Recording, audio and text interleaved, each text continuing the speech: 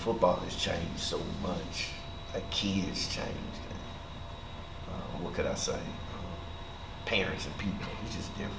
Whenever y'all ready to. Alright, you ready? You ain't take out the thumbnail.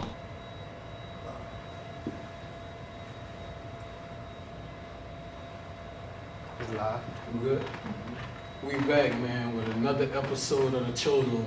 Yeah, I'm tryna die real, I'm only giving facts. One thing I learned about life is you can't take shit back. But I promise my nigga, whether we eating or starving, we never going back to where we started. Yeah, been through the mud and the rain, the blood and the pain. Be damn if we lose what we gain. It been a long ass road to get from where we came, and I be damn if we go through that shit again. I ride for all of my niggas, yeah. No, they don't ball like my nigga, yeah. I got one of the chosen ones from a coaching aspect. Coach Sullen, I appreciate you for letting me into your house. And this is the first coach I went with, and is more so because I'm from, Sunset, but when I come out here all the time to Lake Charles, my cousin played at LaGrange for Coach Sullen, and like from day one, like he just always treated me like a son, like I was one of his, like I was always really welcome, like I felt like, shit, I played for the Gators, but I was a Gator this way too. Like it really was all love. So, man, I appreciate you letting me come here, Coach Sullen, man. Thank you. No, you're welcome. You're welcome. I can honestly say when that first opportunity that we did have a chance to encounter or to meet, man, it was something special about you. And, in life, sometimes when you see that special one, you want to do whatever you can to make sure you can enhance their career. So hats off to you too. I appreciate it, man. Coach Sullen, man, I want to jump into it a little bit. And I'm going to start off kind of crazy. What's the best running back you coach? Because I talked to Coach Mo at a camp, and the answer he gave me was, I was surprised. I'm not going to lie. What was the best running back you coached? Ooh, the best running back I coached. To be honest, it's been Yeah, you had a lot of, from being an assistant coach to a high school coach. And they've come and they've gone. I'm not going to put them in sequential order. I can throw some names at you if that is. Okay? I had an opportunity to coach a tandem, a father and a son, and they both name was Anthony Johnson. Okay, quite naturally, one of the best physical guys I coached was Bubba. Quite naturally. Rob was a hell of a back, and then we lead with one, Hawthorne, Dutt. That's what you said. Dutt, I said, you heard I say last, we lead with Dutt. He probably pound for pound had the ability to catch the ball, and the game was natural for him. But all the other ones, they all are in the same category. Great running backs. And Coach Mo was like, it was like just something about him, like he could move his body like Correct. a certain way. Correct. Like, that's what he felt like. Correct. Kind of made him different. Coach Sullen, what was your upbringing like though? Like where you from? Give me a little bit of your background. From Lake Charles. I can't really say that. I'm not gonna say I was a single parent. My grandmother reared me. I think my mom and them had me at a very young age, her and my dad. So I'm thankful for my grandparents for standing in the place. My background consists of all sports. A lot of people know me from baseball. I played football throughout my tenure. Graduated from LaGrange, went on to play college football in Atlanta at Morehouse, got injured, and so be it, But originally, like I said, from Lake Charles, grew up in car shop, and just a kid who was trying to make a difference. That's about it, Do you remember like when you started having a passion for it, like as a kid? Yeah, I say this, man. I think a lot of times, because I didn't have that dad in the home, I always found myself trying to to get the praise and recognition from one of my friends' dad. And that was a great feeling when you'll see, hey man, you did a good job today. So when you say that passion, anytime I was starting to get that recognition, it gave me that internal motivation. Hey man, this is something that I could do and I could do well. And so I went at it as hard as I can, and along the way some success came, you know.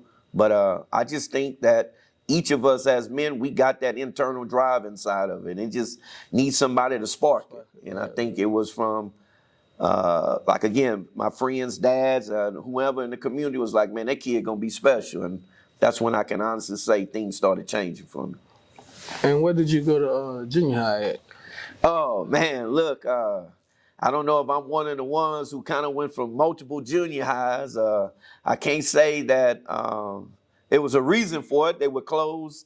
They were closed so many schools. So I went to Pearl Watson Middle School, Raynard, and then when the city decided or the parish decided to change the zone, it made us not go to our home school. We all had to go to LaGrange, and that's why we wound up going to LaGrange. Mm-hmm. What was LaGrange like back then? Like, what position you played at LaGrange? Whoa, man, I played numerous positions. Back then, LaGrange was like maybe 60-40, 60% white, 40% black. But that was the first time that I learned something that LaGrange taught us. It was no color, man. There was no black and white. And that had blew me away as a young kid. Like, there was so many people of an opposite race that just viewed us all with the colors that we purple, man. And so had a chance to play football there. Actually, I did really well as a freshman. I didn't really play a lot of freshmen. I played most junior varsity.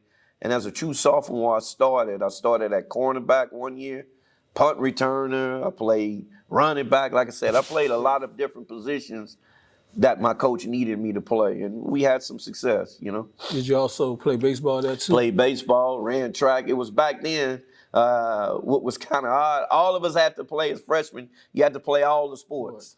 And even basketball. And so I just think that it was different. And it gave us an opportunity to see which sport was best for us. Right. And quite naturally, I went the route of football and baseball and track as well. So, you know, back in the days, I was like, how y'all get recruited? Like, how was that? Like, man, it's not like it is now. Pretty much, we remember coaches would come in the spring, kind of talk to us a little bit. And it wasn't as all this social media. It didn't have huddle. Back then, when I first got to school, we were looking at things on a reel. Then it went to VHS, and then it went to DVDs. So the recruiting process didn't even have all the camps. I just think it was maybe word of mouth, or when a coach came in the spring, he got a chance to evaluate you, what you did throughout the state, statistic-wise. I think those were the things that got you recruited, you know?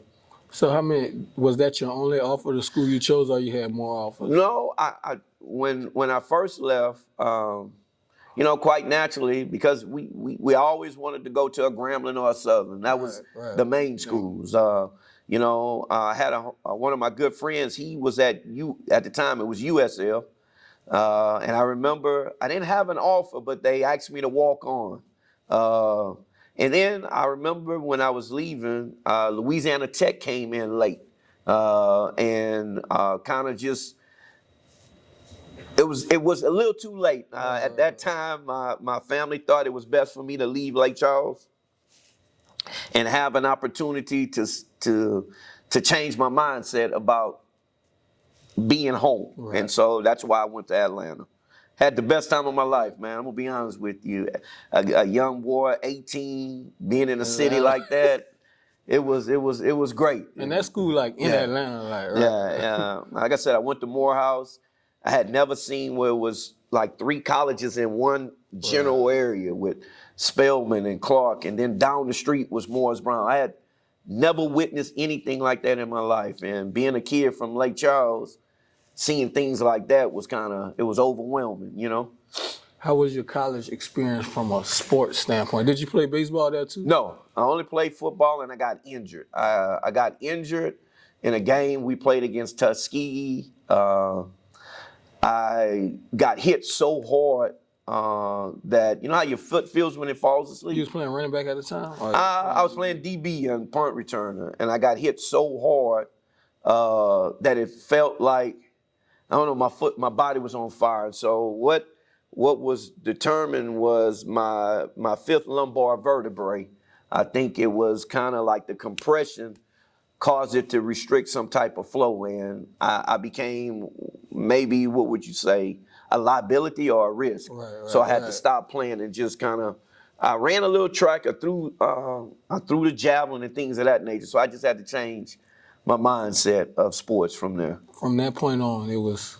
From that was point that a on, hard transition? Or man, like, it wasn't a hard transition. You know, your whole life you played one sport, and you know, you something like that happens. But at the end of the day, too, though, what I learned from that is sometimes when we go off, and if we don't have a strong foundation at home to continue to motivate and encourage us, we become lost. And I think through that time frame, I became a little lost in reference to I wanted the other life. You get what I'm saying? Right. And if I would have had a strong foundation in reference to coaches and everyone else, I think it would have been all right for me, you know. So it changed. It made me choose a different career that led into going into coaching. So it's a lot of things that injury, it did help me with. So what you ended up finishing your degree in? I actually went to school to be, at one time, like many of us from Lake Charles, it's not the wealthiest city. You know, you try to go in and say you want to be a doctor. Right. I started that path and I changed completely, man. And after my injury, I said, hey, through the rehab and the injuries, that I've chosen to be a physical therapist. And for anybody who's going into PT, make sure you go into a program that actually has a PT program. I had to take a lot of allied health classes, and then you got to apply to physical therapy school. And as a result of that, I didn't get accepted right away. So I went to Houston, Texas, and I worked at a trauma center in Bentop Hospital. And that was a different experience too. And so my wife then was like, hey, why don't you use your degree and see if you could teach? And man, I went into teaching. I was an elementary PE teacher. Never wrote a lesson plan, didn't have no idea what. And as a result of that, man, I started moving up, telling people I wanted to coach. And, you know, when you got a gift, you got to give. And it led to that. Did you ever have any college coaching opportunities? Oh, I've had multiple college opportunities. Again, man, I had a chance to join Coach Pivotal, Dale Pivotal, who was at Northwestern.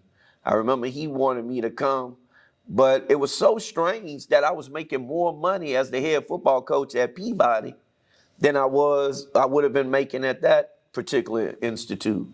Not understanding, hey, man, this is where they start all coaches off. Right. You got to work your way up. But at the time, I had a young family, man, and it was about making money, and I stayed on that path. And it's been other opportunities as well.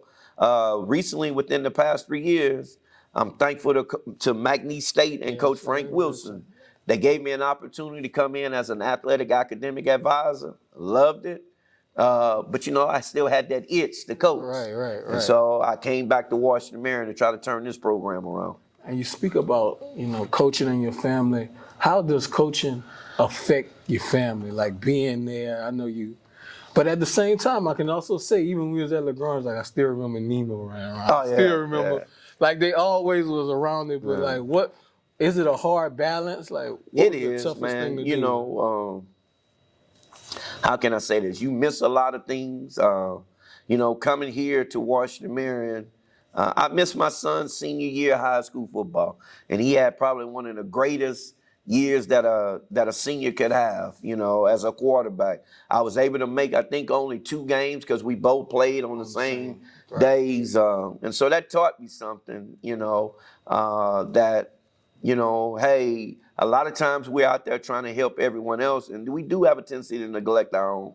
So it is about a balance, and sometimes it becomes difficult if you really want to be great at something. But through it all, we made it. You know, everybody make mistakes. Everybody got a lot of things that has happened. But now to see my son playing college ball, man, that's a joy right there. You know, so hats off for him for teaching me hey, Dad, it's okay. Right. You know, hey, man, I still love you. We're still going to continue this relationship, and we're going to do it together. How was that like though? Like what y'all do? Y'all watch film since you couldn't be there, like hands on. How was that relationship like, and was it like hard? Like, Uh, man, you know how I tried to handle it from listening to some of my other friends talk? Hey, be dad first, be coach second. So I would always tell him, hey, the first thing is, how does your coach want? And I think the greatest gift of them all, man, I had a young man that I had asked to come help me at LaGrange. I watched this young man grow. I watched him learn football like no other, and that's Coach Mobley. And when he became my son's position coach and coordinator, I felt safe. right. It was love there. And Right. I would always ask him, how did Mobley want it? What did he teach it? So I never wanted to overstep those boundaries. But you are correct, man. We watch film. I tried to give him a different analysis. I never tried to go against Coach Moe. And I think maybe that's why he had the respect for both of us, and I do want to thank Coach Moe, man, for, taking time out with my son. When I couldn't be there, Right. he was there. So I appreciate, hats off to Coach Mobley for that. So Peabody was your first high school job? My first head coaching job. Yeah. How was that? Oh, man. First time head coach. How was that first? Hey, a young bull, crazy, just running around, had that dog inside me of trying to turn a program around that hadn't been winning. And, we did some great things. I signed my first 3 kids as a first-year head coach. I had a young man sign at Alcorn, a young man sign at Northwestern, and a young man sign at Grambling. And from that point on, I realized, hey, I got something special. It's something unique about me. And I think I stayed there. I did well. You make mistakes over there. I was young, man, and even with the principal, we didn't really get it. We weren't the best of friends, but I thank him now for what he was able to do for me. He was trying to teach me, put them ring on me, and I couldn't see it at the time. So his name is Mr. Dobson, man. So again, I would like to say thank you for what you've done. Thank you for helping me, and I think it's made me a better man. After Peabody, where you went? Oh, I'm going to tell you something. The job I wanted the most, I wanted to go to OHS, man. OHS? Oh, I tell you, boy. I tell you. Look, I applied for that job 2 or 3 times. I promise you. It was something about it. When I tell you I applied, I went through the process, met with the school board, and I don't know why I didn't get the job, man. And do you remember who got it? What's the guy's name? Longclaws? Longclaws? Coach Longclaws? Yeah. Paul Longclaws? He got the job. Wow, that's great. Paul Longclaws with me. Yeah, he got the job. And then the next time I applied, who was the guy? They brought back an old guy. Coach Payne? Who? Quentin Payne? No, Payne. Coach Dotree. No, before it came after Dotree. Archery? No. Yeah, archery. Coach Archery was a head coach there? Yeah. I didn't know that. Yeah. And so, man, I tell you a funny story, man. When Payne was in school when I first coached him. Yeah, McNeese? Yeah, no, in high school at OHS. Okay, when him and Deverin was together. We had played him over here. So, man, like I said, I wanted that job. I saw the amount of talent. I saw the athletes. I just thought, I loved those colors at the time, man. I'm going to be honest with you. And I just never got the job. And from there, my alma mater, LaGrange, called me. And I actually, not to be a head coach, to come in to be an assistant, because Lake Charles, Boston, and LaGrange had merged. And I got there after they had this big brawl. And the head coach was Coach Gorman. He and I played ball together, and things just didn't work out. And I got the job, I think, the last day of school or in June. And it just went from there, man, So had some great kids. Them 10 years I was at LaGrange, I had some amazing kids who wanted to change the outlook of football in Southwest Louisiana. And I thought we had a good run, man. I did. I've had some really good athletes, and I know it seems strange for me to coach on this side. Right. I was going to ask you how that is to come from LaGrange to come to. My first year, last year, we played against LaGrange. We beat them.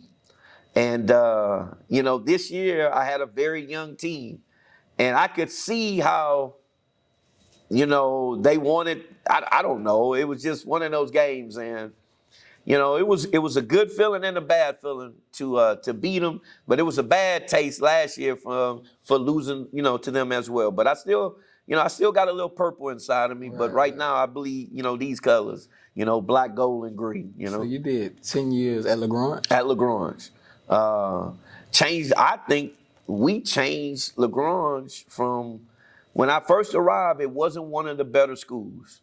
And like I said, nobody really wanted to come there, and we just went on a run, man. I think for 7 years we was the district champion, and it began to a point to where we started playing the Evangels, the Calvary Baptists, the University. We played so many of the best teams in the state. And we had a nemesis in the playoffs, was Landry Walker. Right, you know? Always. Because I ain't gonna lie, because you know we ain't never make the playoffs. I spent all my Thanksgivings over here because Butter had practice. Yeah. So, Whoa. Hold on. Stop.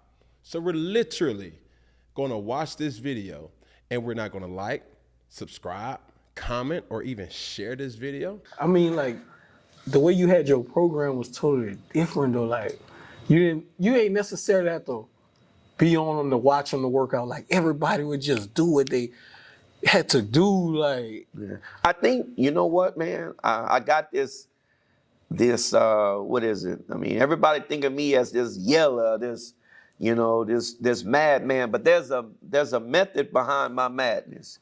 And I think if you train them young, they gonna understand what it is to work hard. And I think that was something that a group of coaches that I got, they believed in.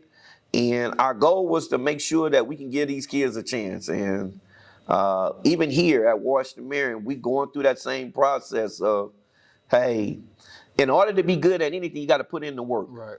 And you just live in a different world now where kids play multiple sports. And I got to understand how to share an athlete, but yet I want the athletes to understand you got to put in that work. If you don't put in the work, no sport benefits, you know? So that's where I am right now. And I got, man, how y'all was practicing on that field, though? Like, y'all practice field, that's dust. Like, y'all could never, like, get some good grass. You know, man. How you think that helped y'all? Like, one of the things what we was trying to do is not to let them feel that privilege. Like, hey, you know, it's a reward to be able to play on the game field. Right. It's you got to go through these things to have some success. So we wish we would have had better conditions, but we just didn't, you know. And through time, you know, the thing was, the dustier it get, the longer that means we playing longer than everybody else, you know. So that was what that goal was. What was the hardest high school player you had to prepare for? You like, so like, damn, we're gonna have a problem this Friday. Man, I tell you, it's a couple of them, man. It's a couple of them. We hated playing against you, man. You know, we knew, hey, if you turned the corner, it was good night, Irene, man. You know, and I said two other young men, and they currently are in the NFL, man. And that was when we played St. Aug, you know. That was Leonard Fournette and the Honey Badger, man. We played against them guys 2 years in a row. That was something, you know. It's been numerous kids. Alfred Blue, we played at Hanville. Like, man, can you imagine, you know? Like I said, it's just been so many great. And then I'm gonna share something with you. The current school I'm at right now, they had a quarterback. And when we put the film on, we knew it wasn't going to, not only did we had to have 2 or 3 people, we probably had the gang thing. And that's Big Melvin Jones, man. And that guy right there was probably Superman. That's what Superman. Yeah, Superman, you know, because, you know, Superman could do immaculate things. You know, we tried to have all the kryptonite we could, but it didn't work, you know. But, yeah, Melvin was another one of those players, you know. And, Coach, man, I want to talk about, like, 2 of your fallen players and just, you know, like, share some stories about them. Because I know, being from that way, I ain't going to lie, Darius Edwards was the reason why I wore 19. That's all I heard was, like, the black magic on this side. So it's like, man, I want to be that on that side. Yeah. So can you talk about him and man, Aaron, Sam? Like, just give me a story about them or anything how they were as players. Man, I can do that. You know, Black Magic. You know, we thought of all kind of names and name them, but when we came up with the name Magic, and we used to tease him, you know, he was had a darker skin color or tone. But again, you know, and I didn't say, you said running backs. Darius was him and Sam were guys who played multiple positions for me, and that's why I didn't choose them. Those other guys only played running back. Right. Darius was so amazing. When I got to LaGrange, Darius and Aaron were sophomores. Sam was a running back. I had 2 running backs. And so when I got there, they was like, hey, man, who going to be the running back? And so I told Sam, I said, listen, I'm going to play you on offense, but you're going to be a cornerback, and you're going to sign a scholarship to play corner. He's like, man, I'm a running back. I was like, nah, you a defensive back. You just don't realize it. So it took me some time to convince him that he was a cornerback, but I'll go to Sam first. Sam is the only kid I know in LaGrange that made all district in football, all district in basketball, all district in baseball, and he ran track. I had never seen an athlete of that magnitude. Probably one of the smoothest kids, the most polite kid you ever met in your life, but a dog, you know. And what I mean by dog, he saw things differently. He was aggressive, kind of like a snake, just ready to strike you in every sport he played. And then you go to Black Magic, who's a kid who made all district all state as a running back. The next year we move him to receiver. He makes all state. And then the third year we kind of played him at a little quarterback. Stories. Man, funny. I can tell you good stories, and I can tell you some off the wall stories. One thing about me, I'm a learner. Like, I want to hear this stuff. Like, I think the biggest thing with those guys was like, how can I say this? They were like pranksters. You know what I'm saying? Believe it or not, they love playing jokes on you and doing all kind of things. But the one thing that I could say about them is on Friday nights, no matter where we went, it was a look that we had that they would give me. Our thing was this: anytime we get an interception or a turnover, we got a certain play we gonna run. Right. And they knew it. The team knew it. You know, we would come on and we run that play. It got to the point that they would look at me, and it was also, hey, we got this. You sit back today. We gonna call these plays and we gonna make sure it worked. But there was a couple times I used to let the kids audible a lot. All right, I would always say, hey man, if the cornerback is playing this far, we gonna do this. So these 2 jokesters, they decided to hell with the game plan. We gonna audible all night. And so when we finally got to the point where they stopped, I was like, man, y'all cut that out. So they called a timeout, and they was like, hey man, you taught us. If we see this, we need to do that. But to make a long story short, man, I think the day that I heard that each of them had passed, that was hard for me, man. You know, when you see kids grow up, you see the good in them, and to know that their lives was taken by a bullet or a gunshot, that's kind of dealt with me my entire coaching career, you know. Like I said, man, everybody make mistakes. Everybody got skeletons in their closet. I just, you know, I'm so thankful now that I developed a relationship with Sam's family. And to be honest, Darius' brother is coaching on my staff this year. So I get a chance to see Darius, right. but in a different magnitude. So, yo, those are two of the best I've ever coached, man. Man, I ain't gonna lie. When I was in JUCO, when he caught the pick against Nebraska and took it to the crib, like I'm in the dorm watching. I was like, I watch it too. Aaron, Sam, you know. And if you think about it, man, you look at his little brother, Andre. Right. Now his story, he's going. Now he's at LSU. You know what I'm saying? So that family is a blessed family, man. They got, and their sister who's playing at ULM, probably one of the. That's right. So, you know, hats off to the mom, man. She's done a phenomenal job with the tragedy that they had to go through. So, hey man, gonna always be 21, man, and 19. You know what I'm saying? Right. Yeah. So, I don't know. Just miss those guys, man. Yeah, thank you, man, because, I be wanting to hear them stories. I mean, that's all I ever heard. So, Coach, man, I want to ask you a funny story, bro, about butter, bro. You got to tell me a funny story. Butter. You say you ain't want him to play running back at first, though. Nah, I didn't. And man, that cat. Actually, Mo was like, "Nah, coach, this dude need to play running back." He was more a little short, pudgy dude, man. We thought he could be a nose, or we thought this, and he would always be like, one day he came to practice grilled out, man. I'm like, man, what the hell? And always showing like, I was like, man, what's your problem, man? He was like, nah, man, I'm a running back. I kept saying, all right, we'll see. So Mo kept saying, coach, I'm telling you, butter. And so at the time, we wasn't calling him, but everybody was calling him butter. I was calling him by his name. And then he was like, coach, I'm going to score for you. So he scored a touchdown. He came. I don't know how he got the grill in the game. He came back. He was like, coach, I'm butter now. And from that point, it became butter, man. And he actually, man, he went all state. Oh, man, listen. One of the hardest running backs, physical, shifty for his size, man.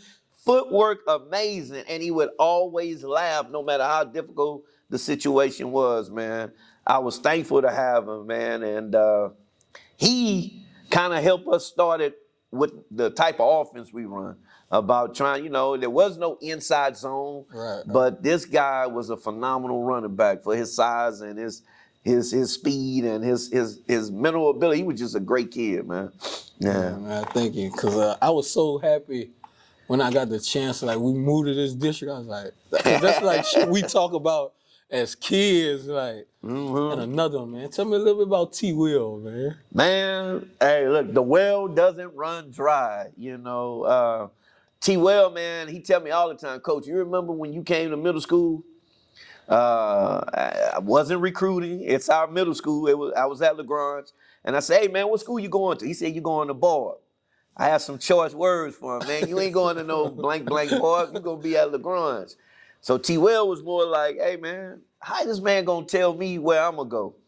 So he came in. He thought he was a running back. I said, hey, man, you a safety. You're going to play safety. But I'll say something to you. The first year we went to the quarters, we designed a defense around T. Will. That year looked like T. Will had 12 interceptions and he took 6 to the house. What I admire about T. Will a whole lot, man, he had his brother, he had a sister at school, but he had a younger brother who was a special needs young man. And the amount of love that I saw that T. Will had for his little brother, who was housed at LaGrange as well, he just had this drive, man, I got to take care of him.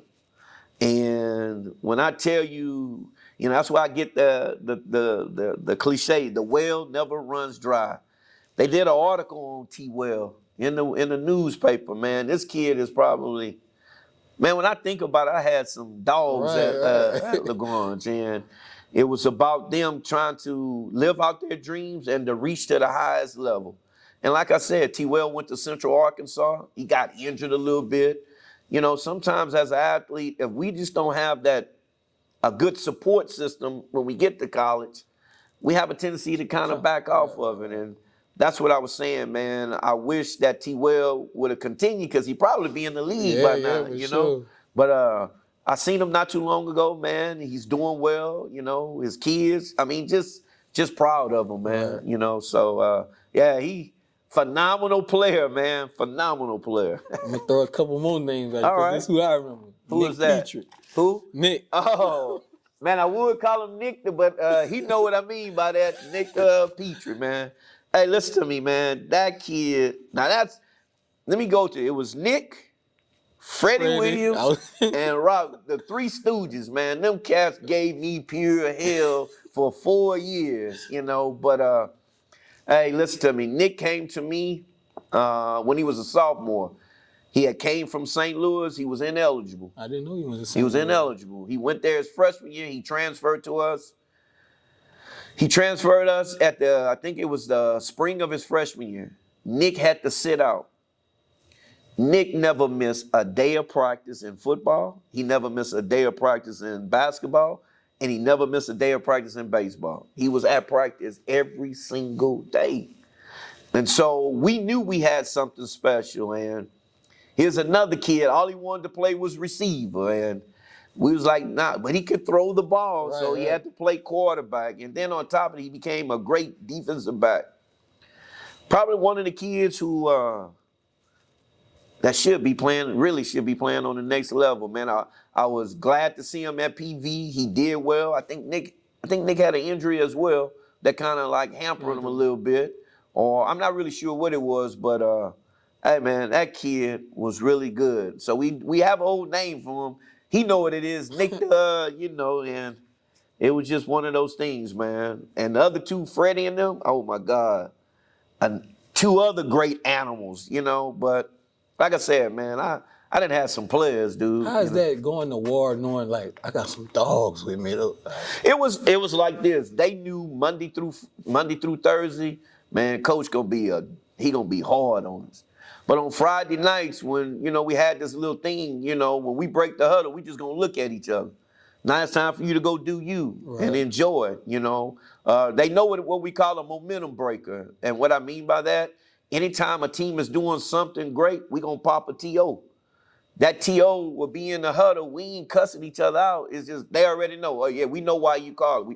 We trying to calm the crowd down, man. And I just knew every time when I would walk away from them on the field, I realized myself and LaGrange didn't have to worry about anything because some of the greatest soldiers was on the field and they was gonna fight for us. And when they lost, I felt like I let them down. And better yet, they would always tell me, "No, we let you down." So it's a family, man, that we tried to establish, and that's where I think we're at right now, man. I think we're trying to bring that back here, and I think I'm on the right track. It's just gonna take some time because we've been down for so long, Jalen James. Ooh, Flash, you know what I'm saying? I coached with him at Beauchamp. Flash, man. Jay Boogie, you know what I'm saying? Jay Boogie, man, I didn't know if you knew he went to Hamilton. Yep. And Jay Boogie came over there, man. I never met a kid so fast, talk so much trash than Jay Boogie. But at the end of the day, man, probably one of the most loyal kids I ever coached. Dedicated, was gonna prove to you what he could do at all times. And we knew this, if we can get the ball to Flash, it's over, and he was that guy. Give me the rock, coach. So Jalen can play receiver, can play DB, just a great kid, man. And you love to have kids like that, man, where throw him a hitch. Right. He gonna When we talk about them, Coach, you had a lot of players. What is the greatest feeling you have as a coach? Like when you see your players do what? Because you have plenty of players that sign, play next level. What is the? I think like right now, man, just knowing that they doing well, man. Got a family, working. When they come back and visit me, we share stories, that we made it. In this life, man, there's a lot of ups and downs. A lot of good, a lot of bad. We just got to learn as a people, don't judge people off of anything minor or bad, I try to live with the 3 C's, don't compare, compete, and complain.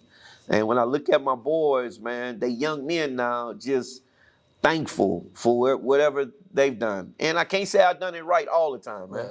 I'm sure some guys, they see Sullen, they want to cuss me out. I get that. And I'm sorry, I just believe sometimes your skill set puts you on the field. Yeah, right. And a lot of people don't understand that, and I've named some great athletes whose skill set was far beyond some of the others, and like I said, now, man, just hey, I never coached you, but always stayed in touch, man. Right. Always knew you had it in you. You still got it in you, and it's love, man. Right. That's what it's about. Like my son, got all the admiration and respect for him. So that's what it's about, man. Just trying to make sure that we just keep walking this thing we call life and trying to make sure we can do things better each and every day, man. What's a athlete that you had that kind of fall under the radar, but was like that you feel like don't get enough? They don't know how good he really was. Oh, man. That's a lot of them. Let me see. Under the radar that I thought that was good. I tell you one. I guess I can start off with at Peabody. A guy we call EJ. EJ played and Scooter. Them two guys, and damn, it look like more and more names coming, prior. Here's some kids that played multiple sports. They all some went to Paul Quinn. EJ, I think, went to Grambling. Phenomenal ability to catch, run, play basketball. They did a lot. I'll move on to Scotlandville. A guy I coach, his name is Jim Young Prophet. Man, this kid was phenomenal. I just think that at Scotlandville was just bad timing. You know what I'm saying? And but you did a year at Scotlandville? I did a year at Scotlandville. That was a wake-up call to me. There was some very good athletes, but I think Scotlandville had just went into that phase where the dogs had left, and they still had some dogs. We was grooming them. Right. And I think that we made it to the playoffs. I just think it just wasn't the right vibe. But that cat, Jim Young Prophet, if you ever go back and look at Last Chance U, you'll see the coach at East Mississippi saying, man, I got to have that. They're going to show Scotlandville playing. He's going to say, see this kid right here, this linebacker? That's who we need. That's a dog. And I just remember telling Jim Young, hey, man, I'm gonna do, you got it, but let me show you some things that can make you a little bit better. And he had it. Even his cousin, Nick Williams, another great athlete, things just didn't work out the way we thought of. And at LaGrange, man, God, who could I say just off? Man, let me see. Oh, man. I think all the Williams, from Chaz, Biscuit. I mean, those are some great, phenomenal. Our quarterback, Derek. Man, I don't know. It's just been so many of them. And I'll tell you one kid that just left here. I coached him a couple years ago, man. That's Ray Thomas. Ray was a dog, man, and he didn't really get a chance to finish everything, but he truly is a dog. And I got some kids coming up now that's going to be pretty good. When we go back to Scotlandville, did you have the cornerback that played for the Cowboys? You was there with him? He left he left the semester before I got there. But he would come in, he'll work with us, they was loaded for 4 straight years. Yeah, they had some of the better athletes that money could buy, man. And it was just my time coming up. I had a group of freshmen that I say, hey, man, when these puppies going to get that, they going to be really good. And they turn out to be very good as well. So, like I said, man, Scotlandville was a time that kind of like humbled me a little bit. And going over to Hamilton, that's another thing. I had a chance to coach my son and as a sophomore, man. And, as a father, he never played. You want to protect him, but shit, he had to play quarterback. Right. It was just one of those things, man. So everything turned out well, man. Man, Coach, I appreciate your time. I appreciate you, man. Talking to me, man. Appreciate it, Coach. Appreciate it, man. Much love, man. Yes, sir. All right. We're good, Yeah, I'm trying to die real. I'm only giving facts. One thing I learned about life is you can't take shit back. But I promise my nigga, whether we eating or starving, we never going back to where we started.